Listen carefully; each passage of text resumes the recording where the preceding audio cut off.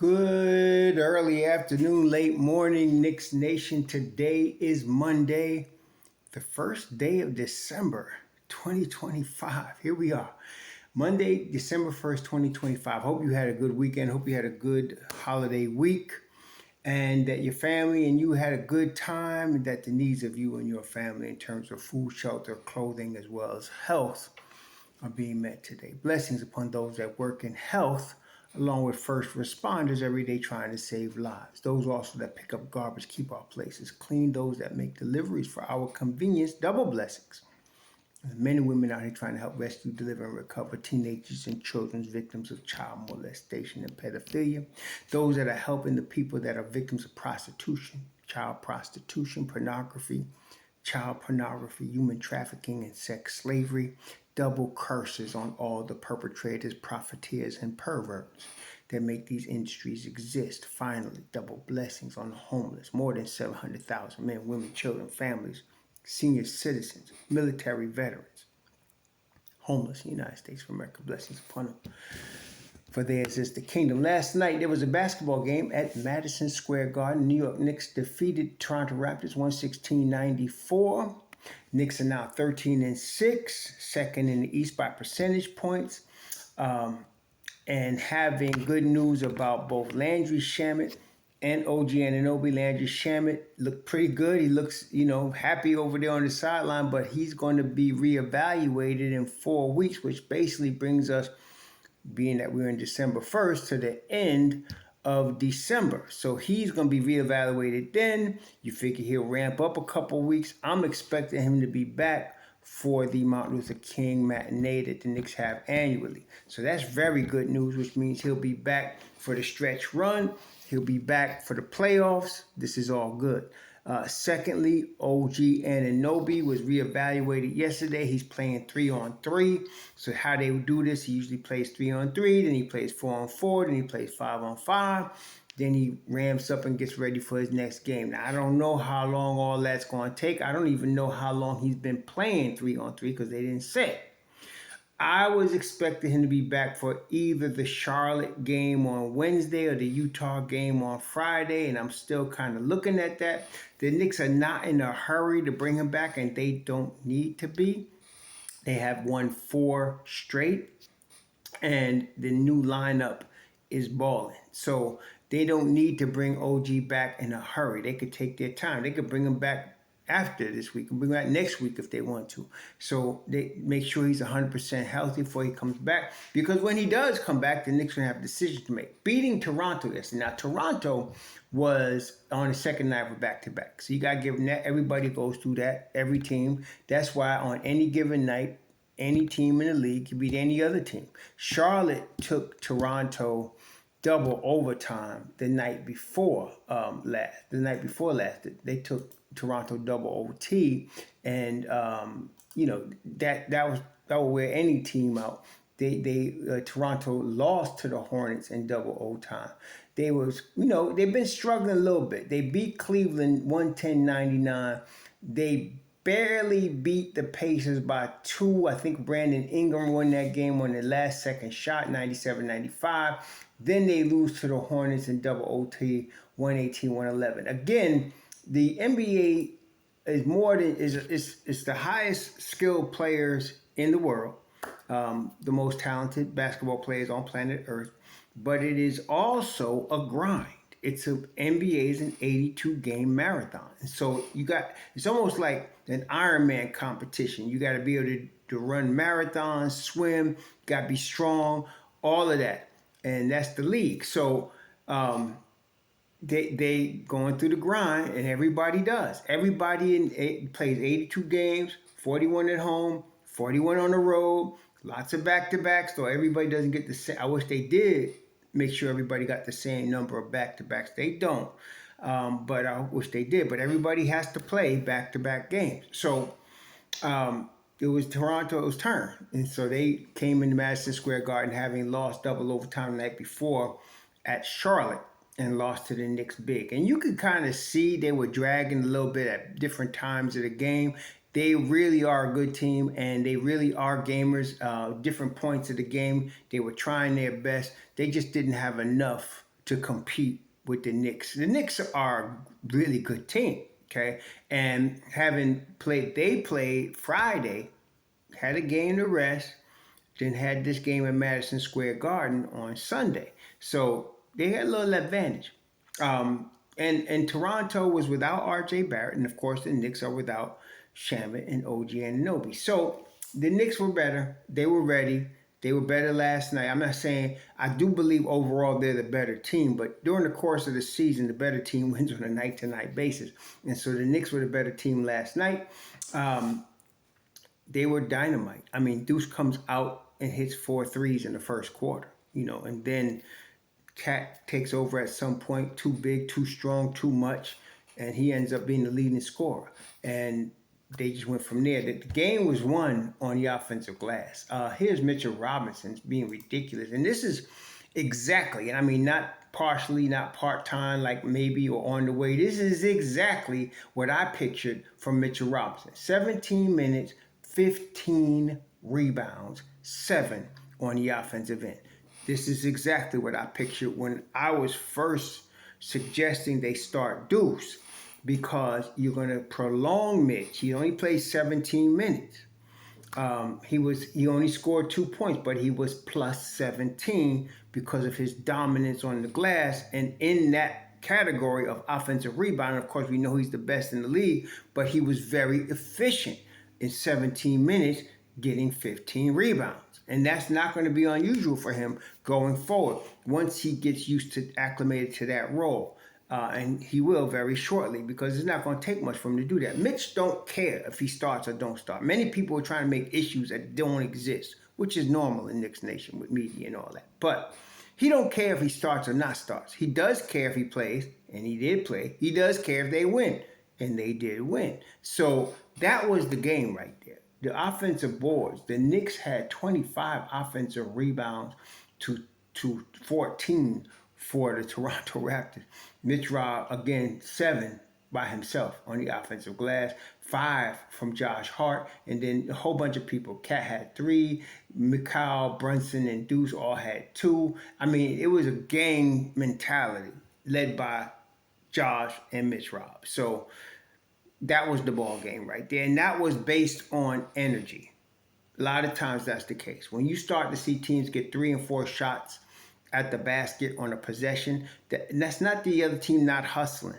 The other team is tired. Okay, so we got to make it real. Toronto was tired. That's why they couldn't get the ball, and the Knicks could. And you can't give any pro team, Charlotte, Washington Wizards, Oklahoma City, from the top to the bottom, you can't give any pro team 3 shots at the basket, because they're going to hit one of them. See, so that was the ball game.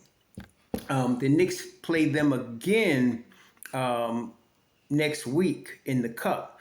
That's going to be a different game, because you probably going to see OG back. You probably going to see RJ back. You probably going to have both teams at full strength. That's going to be a different ball game. So that was taken into consideration last night. In these type of games, it's good in the sense that it gives the Knicks a chance to practice. And I'm not calling that game a practice game. I'm just saying to work on their game as a team. So last night, you had 9 guys get rotation minutes. Tyler Kolek was fantastic. Even though he looks like he was -3, that boy played some nice defense yesterday. He really did. And of course, we know he could pass the basketball. So he ended up, getting 3 assists, but they were slick. So he sees the floor. We already know that's how he gets in the league, because he sees the floor on an elite level. But he was playing defense last night. So he played 14 minutes. Clarkson ended up scoring 13 points. He still doesn't have his shot. He was 3 of 10 from 3, 5 of 13 from the field, -3, but it's coming. And it was only a matter of time. He's too good of a scorer. And no team has an answer for him in the second unit. Okay, so now you add Mitchell Robinson, who, again, I mentioned, played 17 minutes, and then Yabusele was +6, because Yabusele scored 7 points. Yabusele had a 3-pointer, 3 of 5 from the field, but Yabusele was playing defense and hustling and being physical. That's what you want. You want a guy like that. Again, we was talking about it yesterday in the pod. They used to call them enforcers. I call them bullies. That is, a bully is a dude that picks on somebody smaller and weaker. And Cat is a bully, and Yabusele is a bully. And you need dudes like that, in the Charles Oakley mode.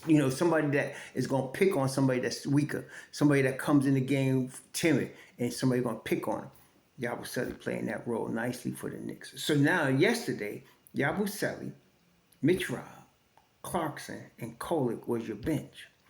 And they did very well. The bench yesterday, they scored 28 points, not 30 quite, but then again, you're missing Deuce, you're missing Josh, you're missing a couple of guys. But we're looking for 30 from that bench on a regular basis. But that, we're practicing, we're getting there. And then, of course, you had 6 players, including Jordan Clarkson, all 5 starters, and Jordan Clarkson in double figures. The Knicks had a total of 27 assists, too many turnovers, 18 turnovers. That's a little bit sloppy. In fact, it's a lot sloppy. Carlton Towns had 4. Josh had 4. And we know Josh is a turnover machine. They're going to have to get that tightened up, though. You can't be getting that many turnovers. It's, they're capable of getting better. They're capable of doing better. So that was not optimal, put it that way. And this is the type of game you want to try to get to optimal, so that when you got to play a tough team, you ready. When you ready to go to the playoffs in 7-game series, you ready. Let me tell you something. They will be. So, of course, Mikal Bridges plus 17. Tremendous defense on Brandon Ingram. Tremendous defense on Brandon. Hey, B.I. is having a career year in terms of he played all 21 games. So he's out there, and he could ball when he's healthy. When he's not on Anthony Ambulance University, he could ball, okay? And McCall locked him down. You know what? I'm copying Clyde.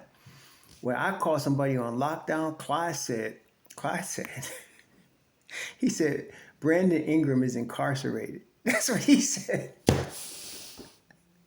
He said, Brandon Ingram is incarcerated. I said, oh, that's gone, man. That's gone. Brandon Ingram was incarcerated. He was incarcerated by Roadrunner last night. Roadrunner had Brandon Ingram incarcerated.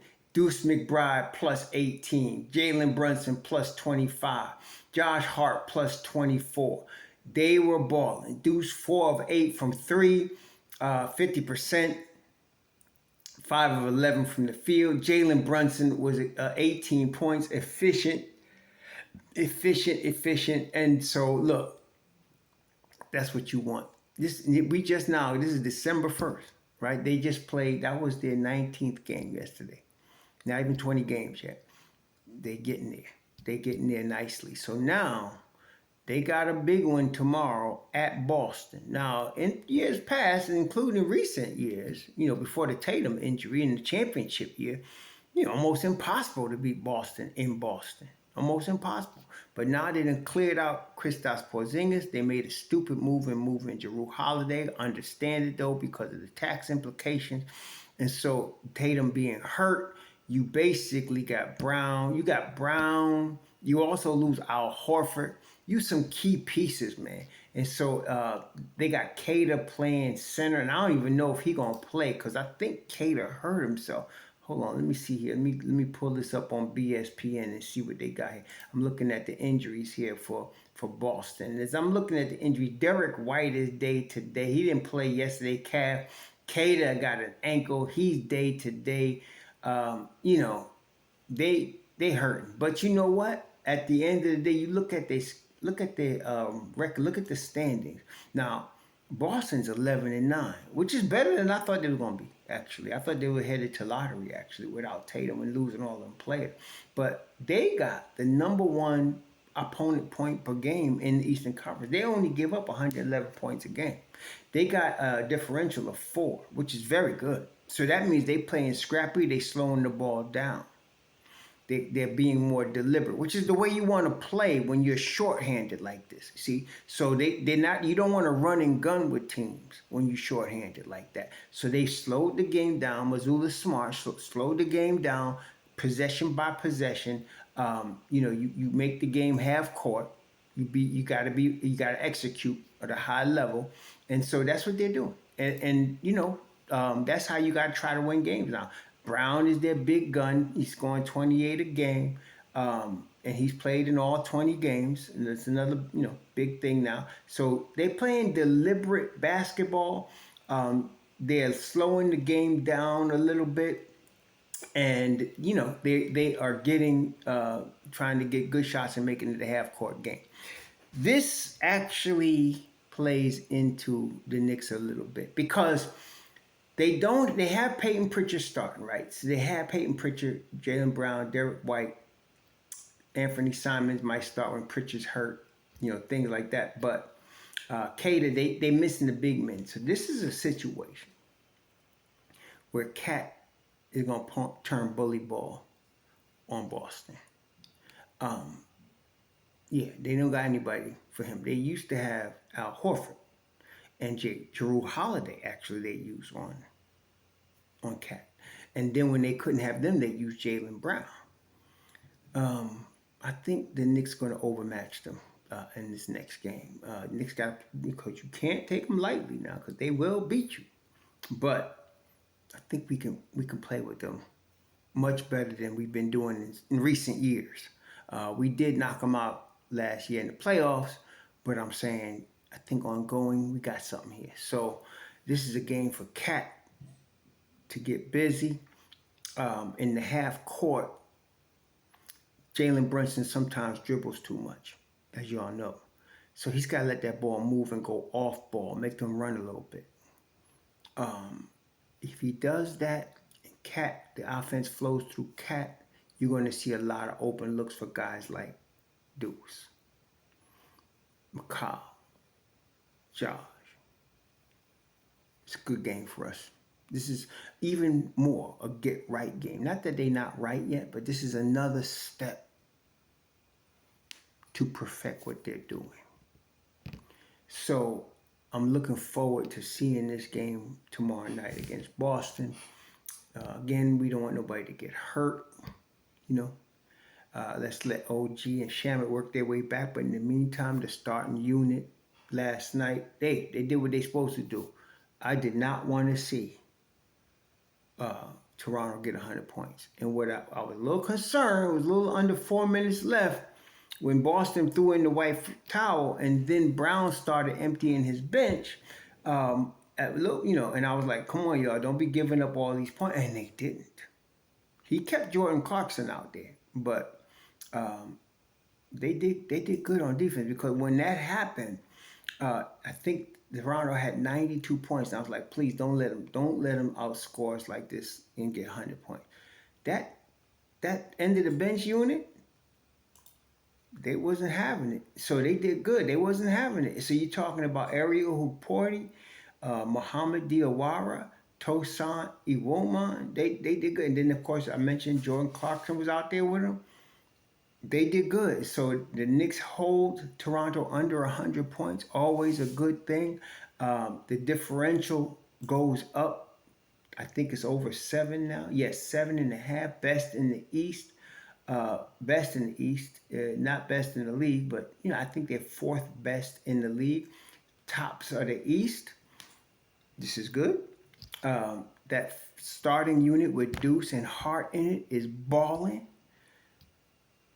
We're in a good thing here. We're in a good thing. And we're not even 100%. As I said, we missing OG. We missing Shamit. And one thing, I don't know what Brown's going to do when these cats get back. I know OG's going to start. The question is it going to be Deuce or Hart? And I know it's going to be Hart, even though my heart of hearts, I want, no pun intended, I want Deuce to start.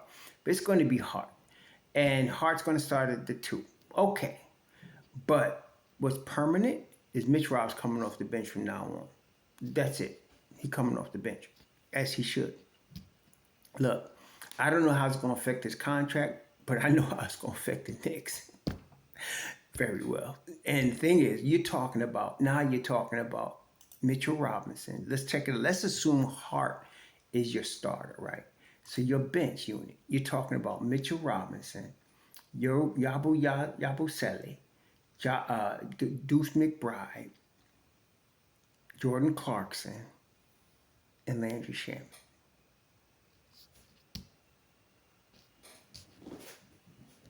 That's That's a hellified starting unit. That's a bench unit. Hellified bench unit. That's a hellified bench unit. For real. So the best is yet to come. Best is yet to come. So yeah, I like where we at. We talked before this season about the depth, the Knicks depth. You seeing it now. Here we're missing two rotation pieces and we still balling. And MitchRob coming off the bench now preserves him. You know what? Look, I would not be surprised. It's because you have a Tuesday game against Boston at Boston, and you come back to Madison Square Garden to play Charlotte on Wednesday. I wouldn't be surprised if MitchRob plays both those games. And you know why? Because he's coming off the bench. Let's keep going, y'all. Now they ain't gonna win. They ain't gonna run the table now. They're gonna lose some games, like I said. It's an 82 game marathon. But they're gonna win a lot of freaking games. I can tell you that right now. I'm sticking with my 55 game projection, 55 plus for the Knicks. But this is real good, y'all. Real good. And I don't want to hear nothing about no trade deadline deals from all of these deluded, drunken people. We good. We just gotta get healthy. That's it. And the NBA's got a problem in New York. You all enjoy the rest of your day. Be safe out there. Shalom.